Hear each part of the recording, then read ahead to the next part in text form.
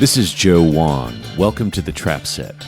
During this age of social distancing, we're recording remotely and releasing daily episodes. Fuck the rhythm under your bosom. I don't want to move too fast. I can't resist you. Sexy ass, just spread for me. Today's guest is Joan Wasser.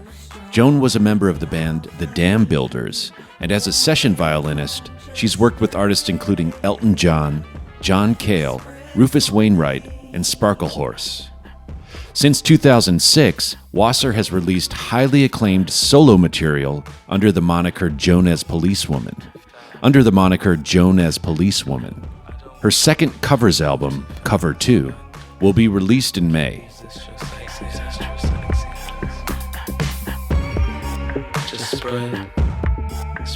And now my conversation with Joan Wasser.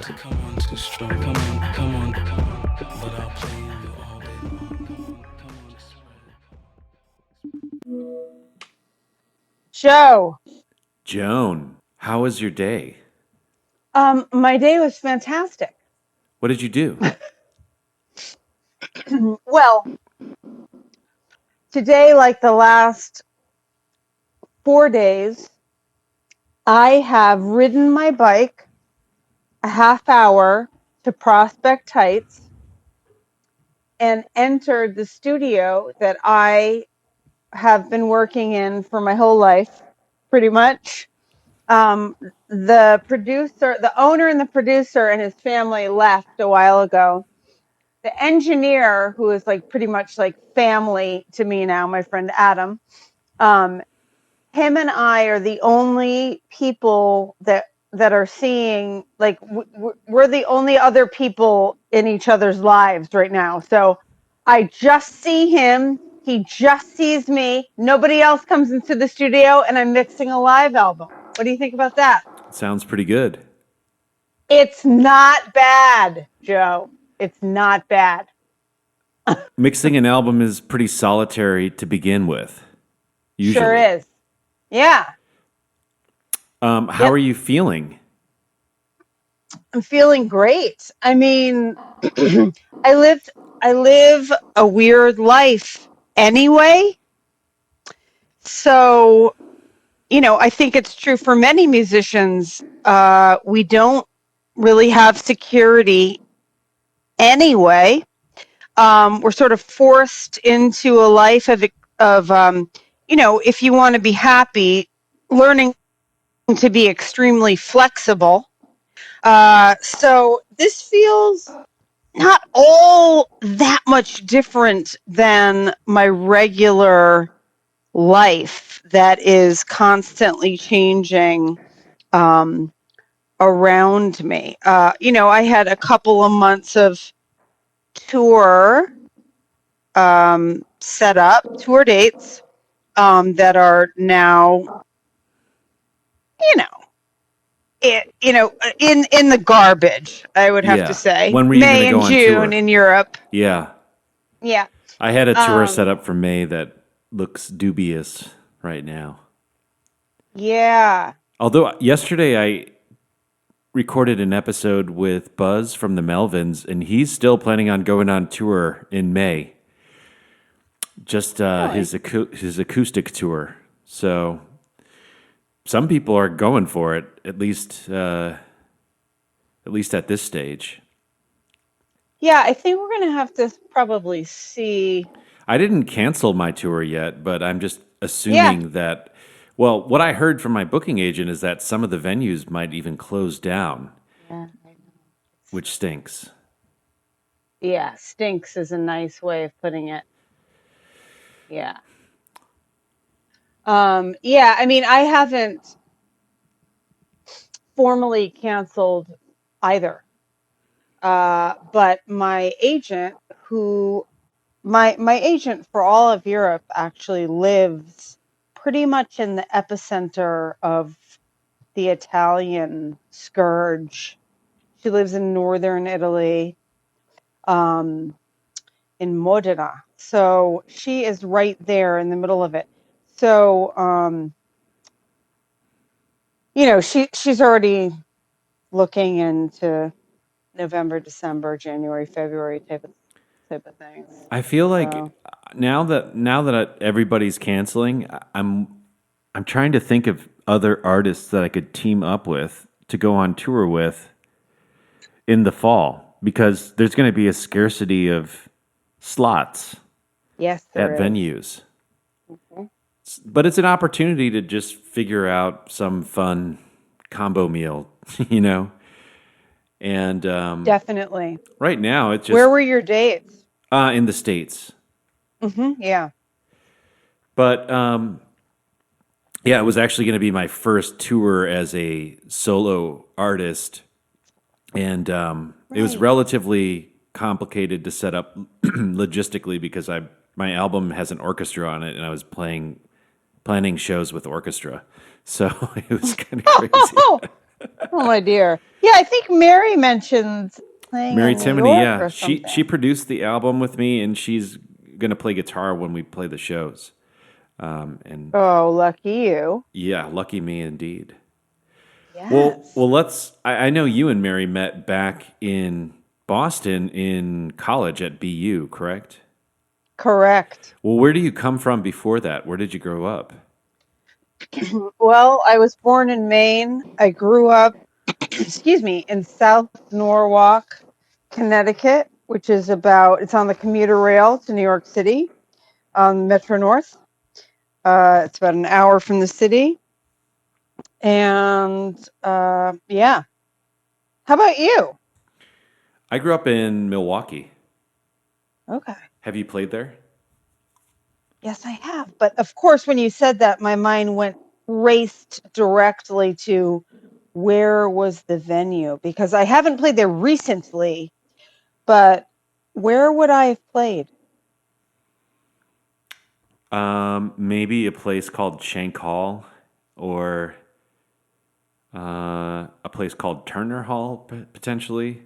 Maybe this would be with Those Bastard Souls, or with the Dam Builders. So this was, Oh, so maybe a place called old times. the Rave or something. Okay, sure. Back in the Sounds 90s, you great. were thinking. Thinking about the 90s. Yeah. Yeah. Well, all right. So, what instrument did you start playing first? Well, my public school in the 3rd grade, there was an assembly where all the kids had to go into the, main auditorium and watch people get on stage and play violin, viola, cello, and upright bass. And you could choose, if you wanted to, play one of those instruments, and it was in 3rd grade. That was 1978. So, there was money for music programs, and in order to make sure that everyone could take an instrument if they wanted, you could rent an instrument for $10 a year. So I chose the most portable one, the violin, and I started taking lessons at my public elementary school. And that is how I started music. Did you love the violin right away? I really liked it. Yeah, I didn't. Yeah, I mean, when you're a kid, you think about the sounds the violin can make, which are not very nice. But as a kid, I don't think you have the same feelings about what sounds bad and doesn't sound bad. And then also you also don't have the same feelings about what is difficult Right. not, which is a great thing about starting a string instrument before you really have that kind of perception, because string instruments are just appallingly difficult to play. Just the awkwardness of the posture of any of them. And then there's no frets. Plus, you have to learn how to stroke a strange bow with horsehairs over those strings. I mean, it's just how anyone plays any of those instruments is beyond me. But maybe part of it is because they started before they knew how terribly difficult it was going to be. Yeah, I think that goes for music in general, or most skills. When you first acquire it, it's healthy not to know how bad you are in the grand scheme of things. Yeah. And then if you extend that concept all the way out, I think once you start pursuing mastery of an instrument or virtuosity, then the danger is to focus on that instead of conveying an idea, and to conflate being masterful at playing an instrument with being an artist, or having something interesting to communicate, which are two Yes. separate things. Yes. That's for sure. I was talking about that today with my friend. I feel like I really lucked out because there was absolutely no chance of me being a master technician at the violin. Absolutely no chance. I I actually went to music school for classical music, and I was really good, at my instrument, in in relation to the people around me. And when I got to school, I learned that I was absolutely terrible, and I do not think that that was a bad thing.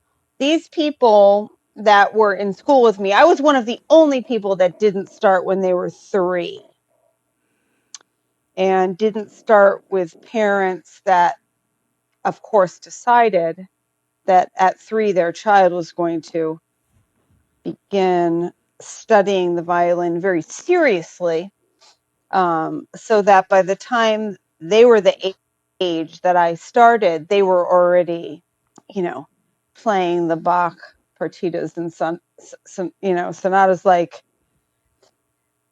so, I mean, I feel like it sounds like a joke, but I do feel like I sort of lucked out that there was no way I was going to be competing in that arena. So in a certain way, I was able to actually, like, just concentrate on making music.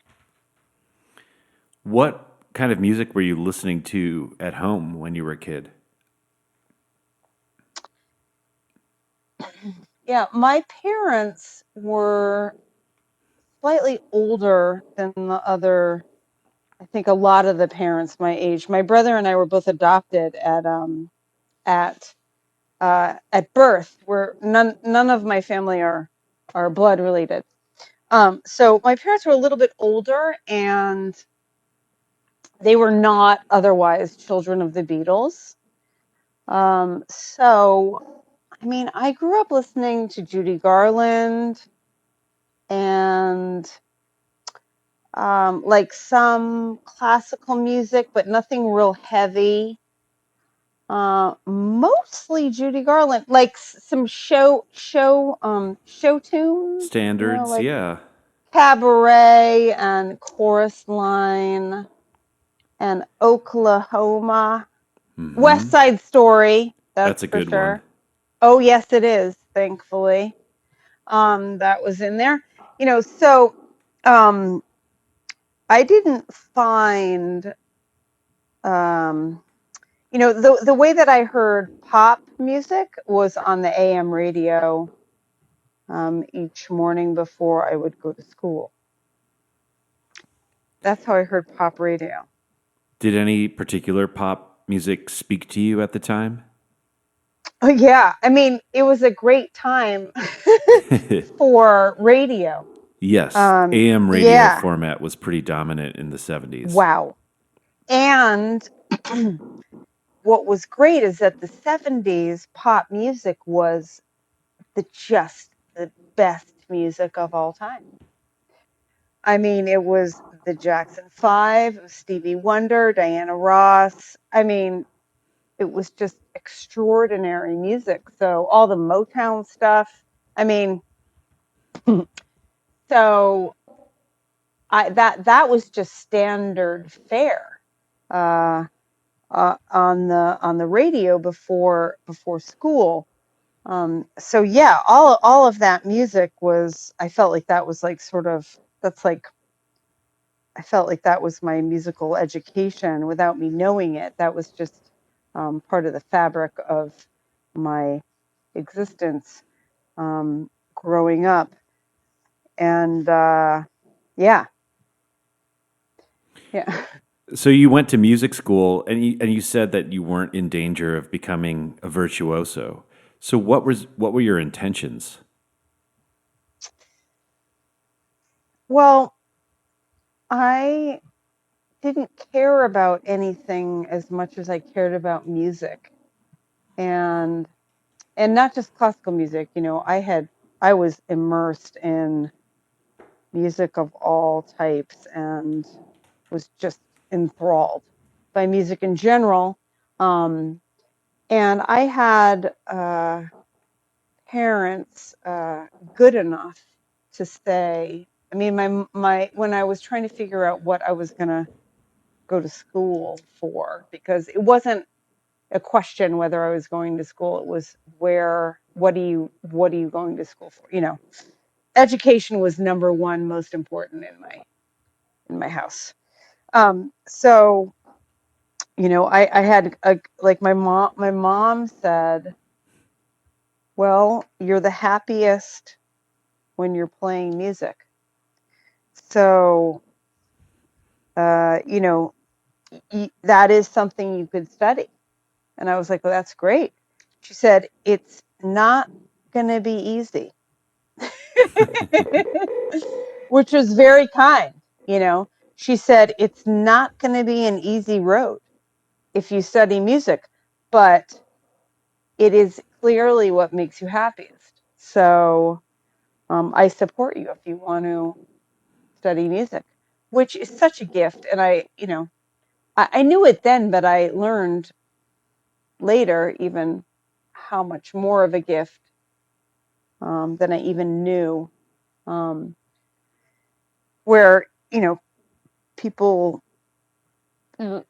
a lot of people did not have support from their parents to study music. So I was just really, I'm just very thankful for that they supported me in that way. Did you like studying music in a formal environment? I did. I loved it. I really loved it. It was horrifying because I was not good comparatively. My teacher immediately sort of changed my entire technique, and I couldn't play for the first 3 months at all. But I was surrounded by music and people making music, and I mean, so many of the teachers and the professors, I mean, it was incredible to be surrounded by people who cared that much about music, were doing it for their lives, were into teaching other people about music. I really enjoyed it a lot. Yes. I went to music school and I had issues with it, but the most important thing is that it was a time when I could designate that this is what I was going to devote myself to. And even though Yeah. I ultimately What ended did you up study? Did you dropping study out. drums? Yeah, I Oh, yeah. studied drums. Yeah, and so even though I ultimately dropped out and moved to a farm for a little while, Yeah. I think it allowed me to make that designation to myself that this is what I Yes. wanted to do. I mean, it's what I always knew I wanted to do, but it Yeah. seemed so far fetched as a Yeah. career, and it Yeah. also was like counter to my perception of like what punk rock meant at the time, which I was Absolutely. really into. So it Yeah. was like, Me too. well, it's dumb to want to do this as a career.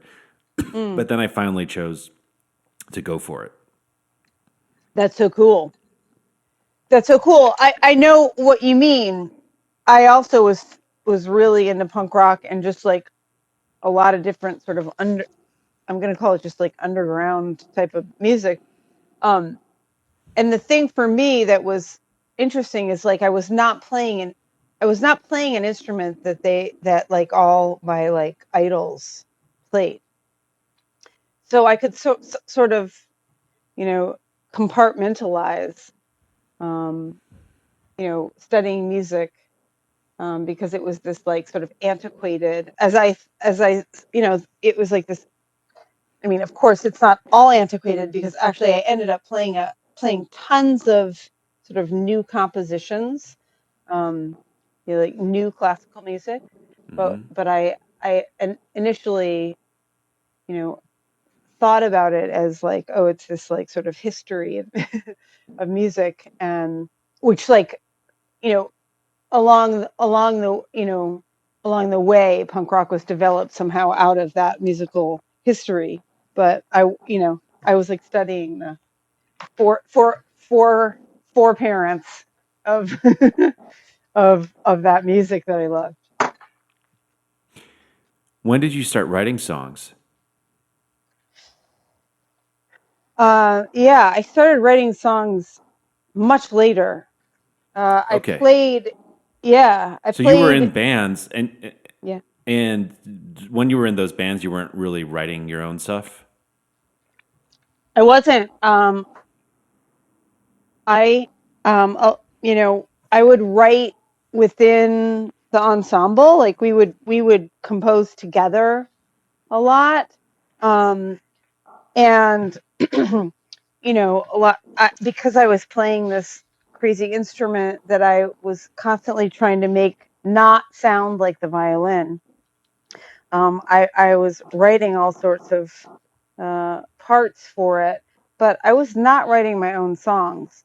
I was not writing my own songs. I was not really singing at all. Singing was a horrifying idea for me. Well, you're such a good Way too singer. revealing. That's very kind. Thank you. I'm glad you think so. I I resisted it for many years. Um, Yeah, I always yeah, thought, I think in retrospect, that the drum set as an apparatus was a way to shield myself from that kind of vulnerability after a while, especially when I yeah, got competent at it, because I could just do my job and not be as emotionally vulnerable. Even though you should, if you want to be great at anything, I could hide behind it a little bit. right. Or you can express the emotional vulnerability through hitting things, which is pretty amazing. Yeah. Yeah. So, So did you ever like think of did you ever imagine being a singing drummer like any of the I'm not going to name them right now, well, like Karen Carpenter or for my instance? friend Phil, who was on this show, Collins, no big deal. No big deal, dude. Cool. Cool. Or Don Henley. Yeah, For I instance. never thought about being a singing drummer because I feel like it's just too hard to. I mean, there's only one Levon Helm. It's too hard to lead a Sure. band and be the focal point and play drums. Like you're just obscured. And in fact, that's why Levon wasn't the only singer in the band, probably. Yep. Yeah. And that's why Phil got out from behind the drum set when he started singing for Genesis. Yeah. But I always felt like I wanted to write songs and be a singer, but I was too much of a wuss. That's cute. So I did other things musically that were super satisfying and great, but Yeah. there was always this voice in the back of my head that wanted to get out, and then it got Yeah. more and more persistent. And so is that when you gave in and started writing? And how did you start writing? What instrument were you writing on? When I wrote well, here, I should say that I write music all the time for my job because I score TV shows and movies. And, and so I was just getting frustrated that I was able to write thousands of hours of music every year, but there was things inside of me that I couldn't express. And so essentially, like I had the muscles to write songs, but it was like I was a bodybuilder, but I really wanted to be an athlete or something, or a spelling bee champion, but I wanted to be a poet. And I had to admit that to myself, and then I had to like reckon with myself. And but essentially, what I did is I treated it like just another job where I was the client. Because in the past, like the classic thing I would do is I would always prioritize other people's projects above mine, and then my stuff would just never get done. So I booked studio time, and I called Mary Timony and said, "Hey, will you produce this album for me?" And I got her a plane ticket out here, and we started recording in Joshua Tree, but it made it real that I was going to a studio, paying money, and flying somebody there. I had to be accountable to somebody other than myself. Because when I'm just accountable to myself, I'm much more likely to wuss out. So, but enough about me. What was your experience? You had played with so many great artists by the time you made your own work. So I wasn't sure if you had been writing songs all along when you had been in bands or been playing with other people, or if you like what happened. Why did you start Joan As Policewoman? Yeah, well, I in the Dam Builders I picked up the guitar, and really, I mean, I just really picked it up. Like, I mean, I still can't play guitar. I mean, I play it a lot, but I don't think I'll ever think I can actually play the guitar because, for instance, I know Mary Timony. But Mary doesn't think of herself that way either, you know? She right. Well, but I do. Yeah. So, I picked up the guitar and started messing around on it. And I just thought that I wasn't a songwriter. I was a musician, but I wasn't a songwriter. And I didn't really care all that much because I was really focused on texture and like figuring out how to use the violin in ways that had not been done before, and like, trying to figure out how to make it into a rhythm instrument and using all sorts of effects, et cetera, et cetera. But then, so I picked up the guitar, and then I started like just framing out chords a little bit, and then I started sort of singing along, and it was really then it dawned on me. I was like, oh,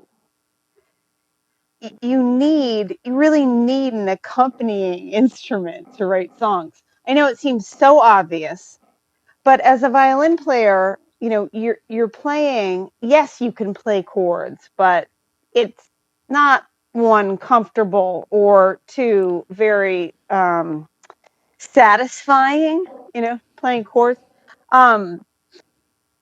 And so I just, it never really occurred to me like, I was playing a single note vocals kind of instrument.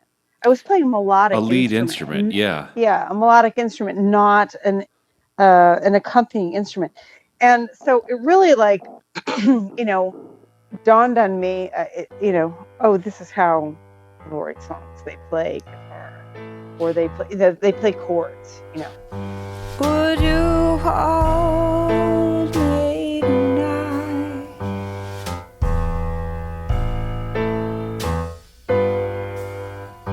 Would you stay with me anyway?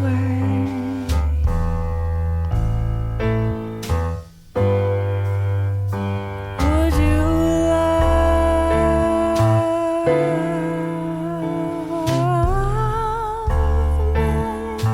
me and not my need to be loved? Would you honor my wishes?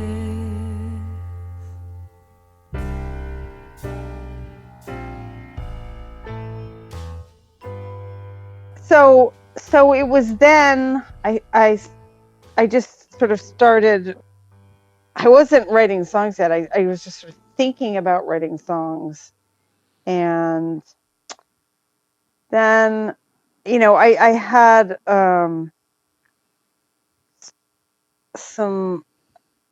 in 1997 I lost my sort of one of the closest people to me, and it was really quite a time. You mean when you were with Jeff Yes. Buckley? Yep. So you two were And- together, and he passed away in 97. Yes. I mean, he was my best friend as well as my boyfriend. So, I mean, that's how it is when you actually have a boyfriend that you really like. It's also like your best friend and the person that you are closest to. So when that happened, I kind of just lost my mind and needed a way to express myself that was no longer working through the violin.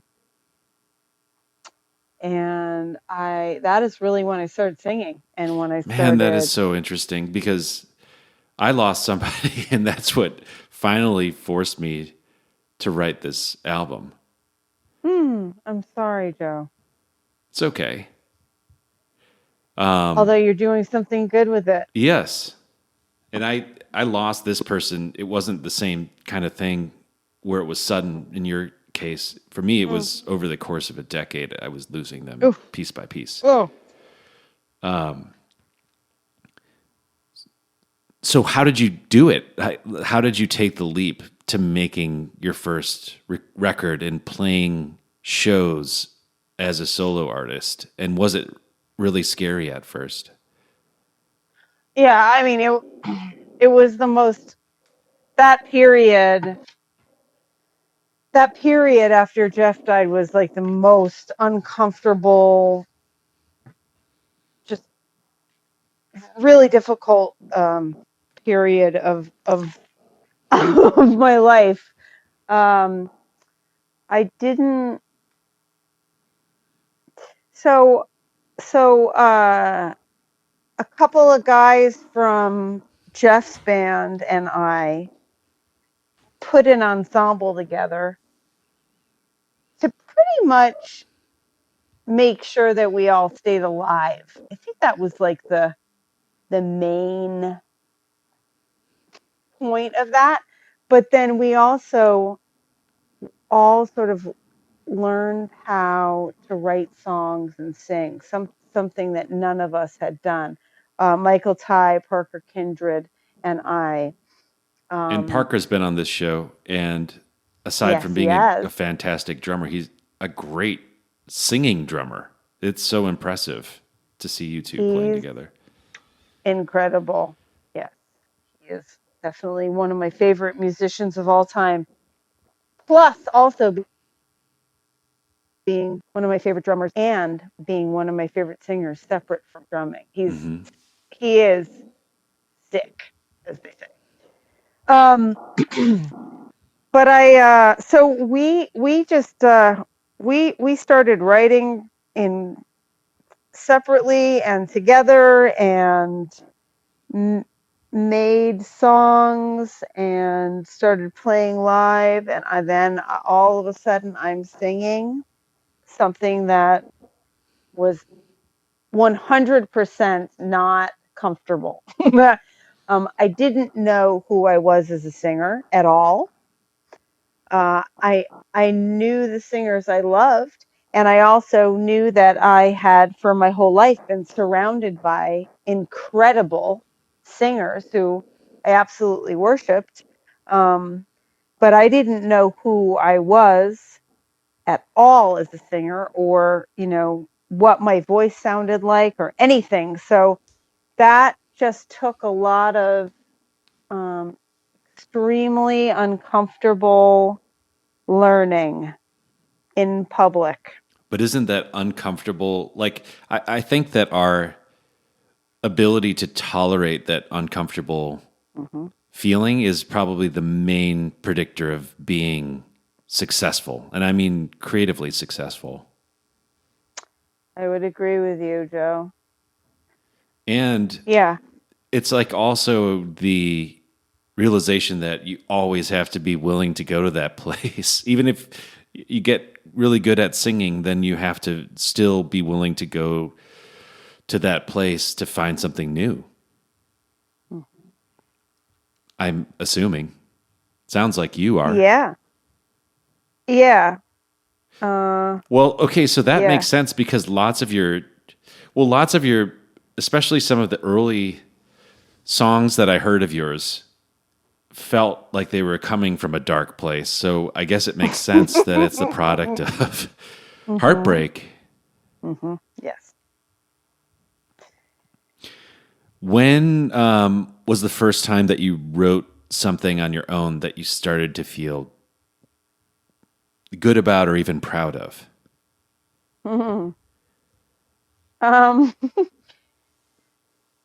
Yeah.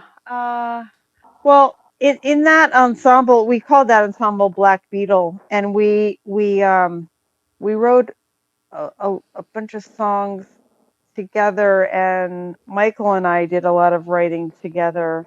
And you know, I started to feel like, okay, this is something I could also say that because it wasn't just me that had written it. It was like a collaborative effort. And that we did a lot of recording. I mean, it's something that I've always loved to do, is just be in the studio and craft songs in the studio. So we spent a lot of time doing that. That is a lot of where I also found my voice, hearing it back and thinking that sounds like me, that doesn't sound like me, and revising. But it started. I started to think like, okay, there's something here. Wait, And I want to then kind of drill into something that you just said too. Please.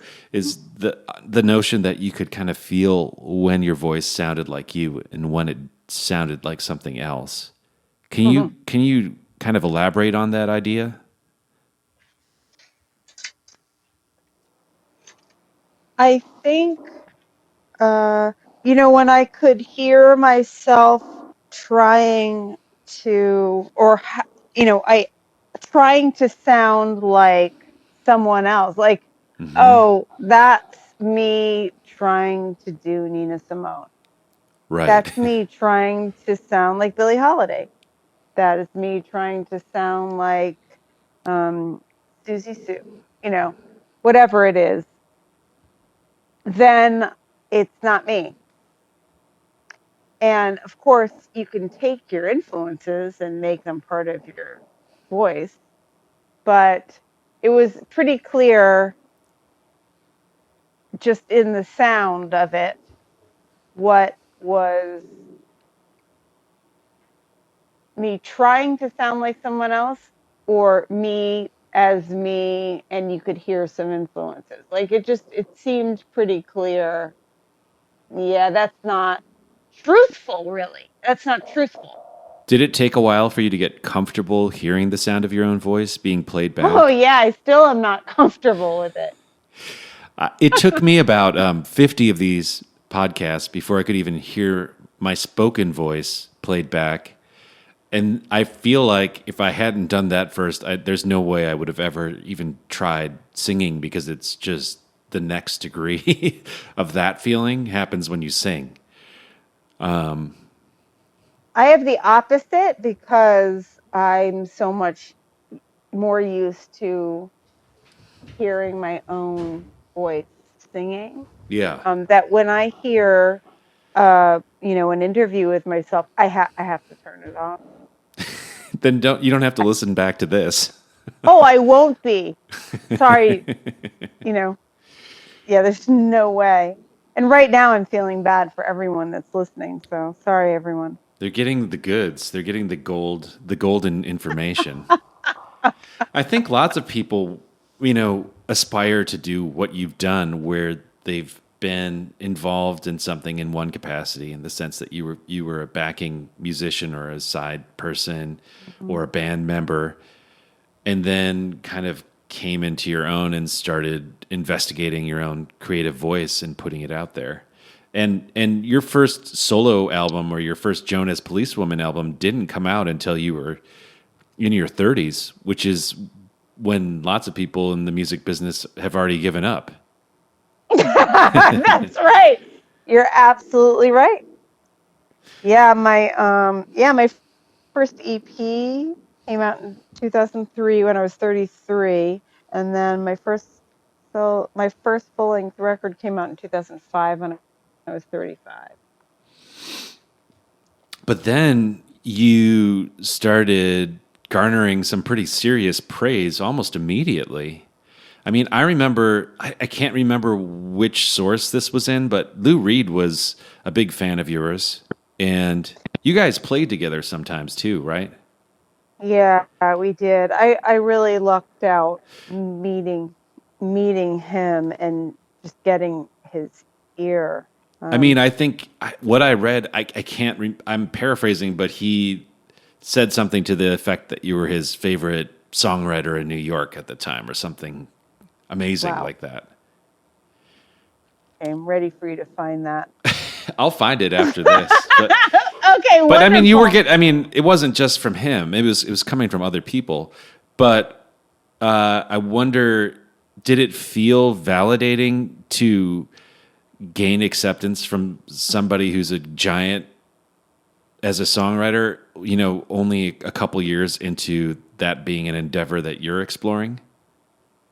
Well, I mean, it was beyond my wildest dreams. I made that first record, Real Life, and I thought, my parents and my friends will hear this. I had to do it for me, because it was like, it wasn't like a question like, oh, should I? No, like I had to do it. But I did think that it could be that it would just be my very closest people that would hear it. The fact that anyone else heard it beyond my most insular group of friends and family was really shocking. And then the fact that anyone liked it at all was just, I felt, it felt crazy. Did you like it? Yeah, I did. I had a really insane situation with that first record. I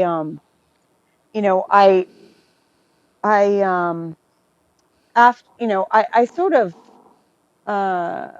sunk into a really dark period after Jeff died, and everybody was, not only me, just doing a lot of substances and just not treating ourselves very kindly. Let's put it that way. And I had started recording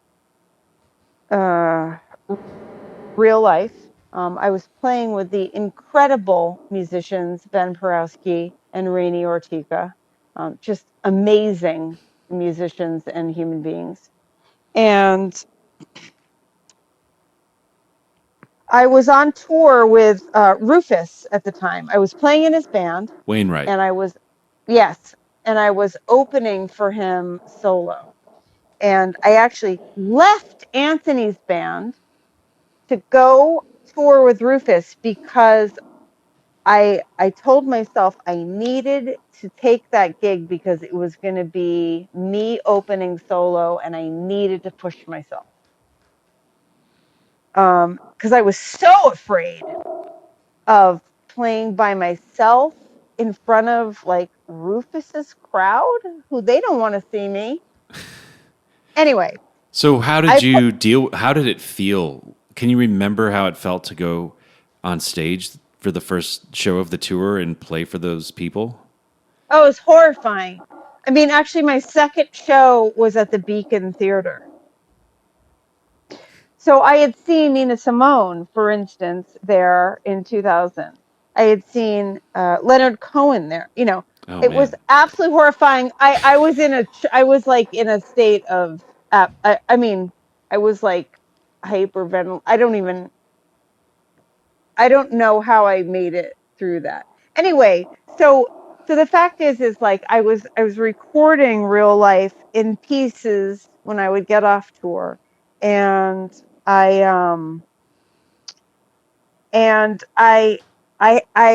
at a certain point in 2004, which is when I was recording, I stopped all the substances. I quit all the drinking and drugs. And then I got a call from my producer, and he said I had recorded most of the record. Like I was going to do some strings and some backup vocals and stuff, but the record was mostly done. And he said, I have some bad news. And I said, what's up? And he said, well, the hard drive that your record was on was not backed up. And it crashed. And everything on your record is gone besides the basic tracks, meaning besides Ben's bass playing and Rainey's Ben's drumming and Rainey's bass playing. Oh man. And so I had to record the whole record over as a different person, as someone who had quit, like pretty much like killing myself with substances. Yeah, so, that's an interesting experience. So how did it differ the second time? Like, how did it feel versus the first time? Yeah, I mean, it felt like I had learned. I had a test drive, and then I actually got to record the record as someone who could just be much clearer about it in every way. So the record it's like my second attempt, but it's my attempt as also like someone who was like just had made it through like a really rough period. And that is really, I mean, that vibe on the record is really, it's clear. If that record had come out, the original record, it probably would have been fine, but it wouldn't be the record that Lou was like, this person's worth listening to. I guarantee it. So how did you start getting? How did he get in touch with you, or how did you encounter one another? I knew him because, well, first of all, I had recorded on the Raven because I was a session player. Right. I was a session violin player. That's how I sort of stayed alive Got it. as I was learning to play guitar and keys and write songs. Yeah, and you'd also played with folks like Elton John and Dave Gahan and people like that. A Yeah, pretty crazy yeah. cast of characters. Yeah. And I also knew Lou through Anoni, the artist formerly known as Anthony.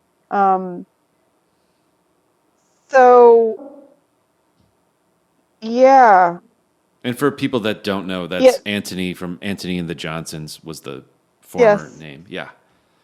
yeah. Because I had played in that band from '99 to 2004, and so I think initially I met Lou personally because I had played on his record, that record, but I think I met him personally through an experience playing with Anthony and the Johnsons. Tell me, what do you want? Tell me, what do you need? Tell me, what do you want? Tell me, what do you need? You know the science is free admission. So what do you say? You can start at the beginning. No one's listening at the door frame. You got to separate now. What's real? What's not real? Tell me. Did you feel differently in your day-to-day life now that you were an artist unto yourself? Yeah, it did feel different. I was really, really happy to be doing it. I was surprised that I was doing it. And, a lot of people around me were like, well, you work harder than anyone I've ever known. And I'm like, what? I don't work hard enough at all. you know, I think that a lot of us hear that, like, oh, you Yeah. work so hard, and you're just like, wait, I could be doing so much more. When actually that's humanly impossible to to be doing that much more. But Yeah, anyway, how is the way that you yeah. kind of talk to yourself now different from when it was from what you were saying to yourself back when you started making solo records? Like, do you still think you're not working hard enough? Yeah, of course. I absolutely still think I'm not working hard enough. I am kinder to myself, though. That's for sure. I was not very nice to myself. And that, that gets really boring. Yeah, it's also, I mean, the reason why we're not nice to ourselves or we're hard on ourselves, I think, is because it works to a certain extent. But then if you really want to go to the next place, you have to stop doing that. Otherwise, you're going to keep yourself down. At least that's been my experience. Yeah. Because the voice in my head, when I was previously trying to write my own music, it was like, well, you know who songwriters are? Lou Reed, Leonard Cohen, Dolly Parton, Duke Ellington, Stevie Wonder. Like, that's the standard. So if you don't think you can hang with that, fuck you. Stravinsky has music out in the world. Coltrane has music out in the world. Like, why bother? And, what have you done lately? Yeah, and then what I realized later on is, like, if any of those people would have thought that way, they wouldn't have put anything out into the world either. It's just you have to accept that you just have a fingerprint that's your own, and you can only just try to embrace that with as much energy as you can. because that's all you can do is be yourself. That's right. That's right. It sounds Nobody cheesy, else but can. that's No, really but all it's you can true. do. It's really all you can true. do. No matter how much I want to be Nina Simone, actually Nina Simone already existed. So, and she was 100% her. Right. And you can no more sing like Nina Simone than you can walk across the room with the same stride as her or have the same posture. It's just it's a different person. And That's right. good thing she's not trying to sound like someone else, That's right. Yeah. Yes. What do you care about the most right now? Like, what thoughts go through your head throughout the day? In terms of our current apocalypse type of situation, you mean? Sure. Or just what are the thoughts that you find are recurring, like in your everyday life? Like, what do you think you spend the most time aware of in your mind? Oh, dear Lord.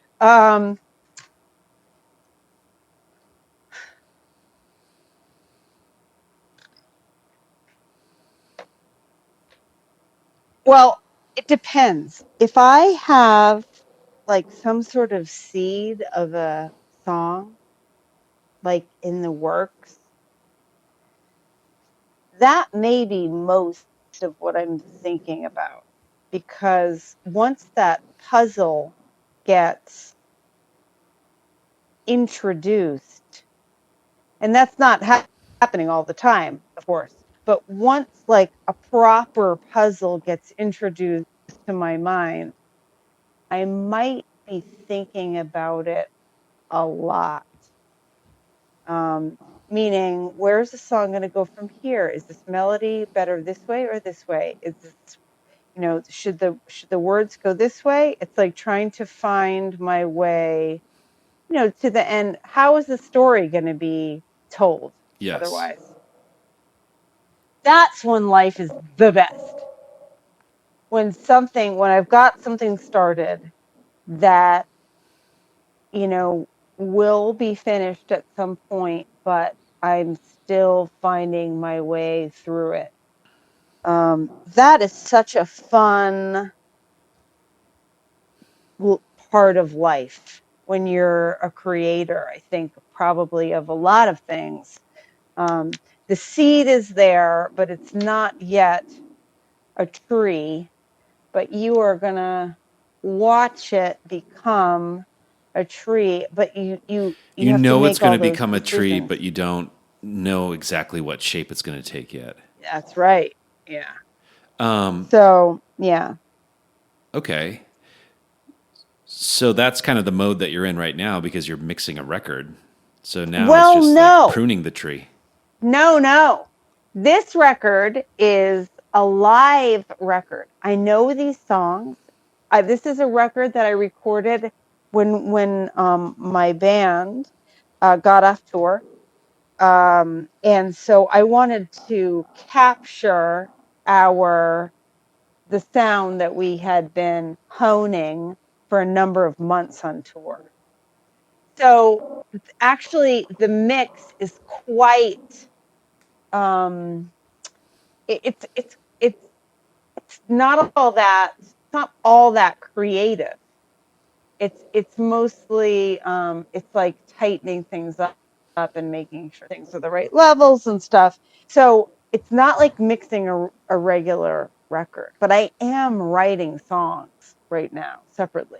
Mm-hmm. So I do have a song that I've been working on for a while that the bridge has sort of really taken me in all these different places, and I've recently found I think I found the way through it, and that's very exciting. And I haven't written the third sort of verse because I needed to wait for the bridge to come to show me where the third verse was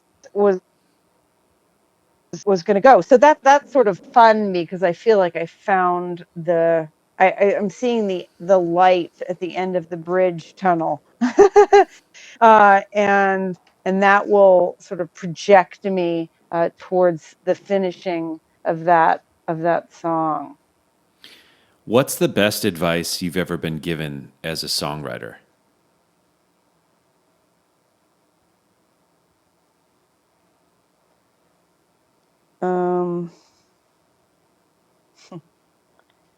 What's the best advice? I mean, I think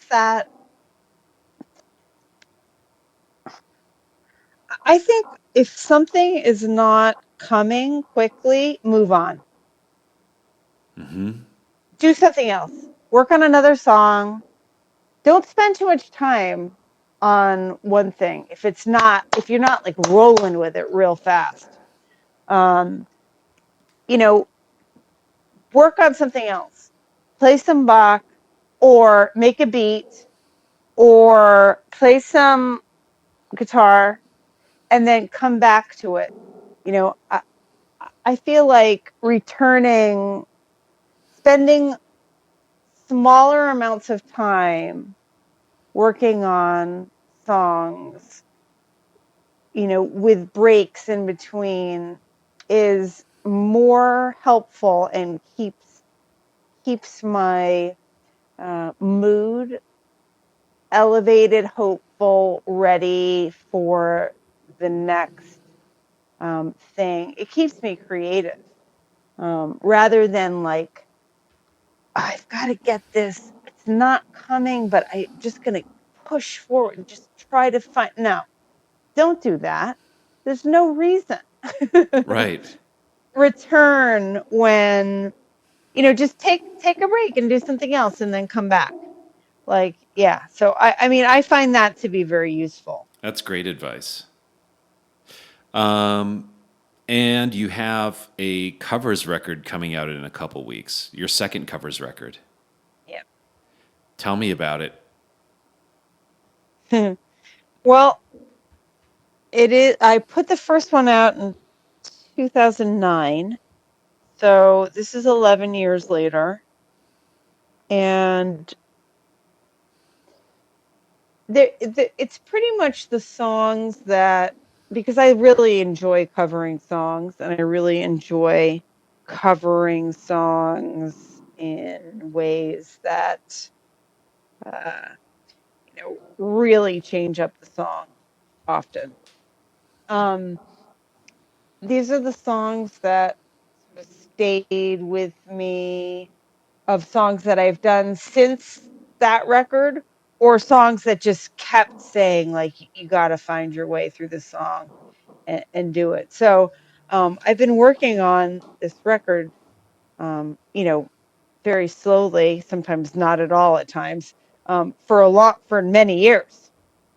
And I am very excited about it because it does have some songs on there that I really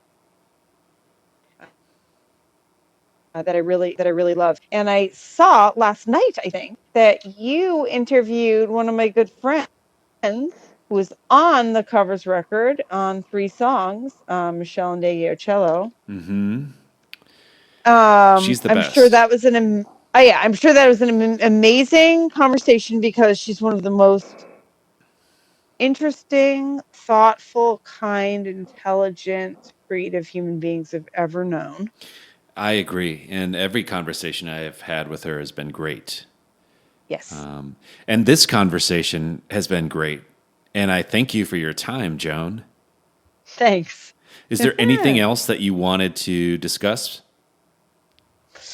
I guess I wanted to say I'm obsessed with rhythm and drummers in general. And when people ask me, what are my favorite podcasts, I do say your podcast each time. Wow. Well, thank you. Oh, yeah. Oh, well, yeah. Because I love drummers. You can ask any drummer that I've played with I am obsessed with drummers. It is something I will never attempt to do myself. I mean, I love playing drums. Don't get me wrong. Never say never. Okay. The reason why I love drums is because I love being around drummers who can play just in ways that blow my mind and that make me feel like I'm flying and that the world makes sense. I mean, I feel like really drummers are they are my like ultimate drug. So Can you say that one more time? Because you cut out. Oh, I said drummers are my ultimate drug. Okay. Oh, drummers are my Then drug I'll be of your choice. dealer. I'm your dealer. Okay, great. Are there any drummers that you would want to hear on the show that haven't been on yet? I made a record with Tony Allen. He's been in on. November. He's been on. Okay. Oh my God, how amazing is he? I mean, he's one of the all-time greats. Of all time. Absolutely. That's great. Have you gotten Ben Porowski? Not yet. Oh, it's time. I will, now that we're in daily mode. And so, I mean, there's still plenty of drummers on this show, but after 200, we diversified, hence your presence on the show and lots of other non-drummers. But yeah, maybe while we're in lockdown mode, it's time to dive in and get some of the greats that I previously just didn't have an opportunity to talk to, because up until last week, we only ever did this in person because I liked how it felt to be in a room with somebody. Yeah. But I think it turned out well. And anyway, Joan, thank you so much. And folks can check out your new covers record on May 1st, correct? Correct, May 1st. Joan Wasser, thank you so much for being on the show. You're the greatest, Joe. I can't wait to hear your new record. When is it out? Well, it's slated for May 15th, although it may get pushed back per the label. And now I'm going to stop the recording, but I can still chat to you for a second. Yeah.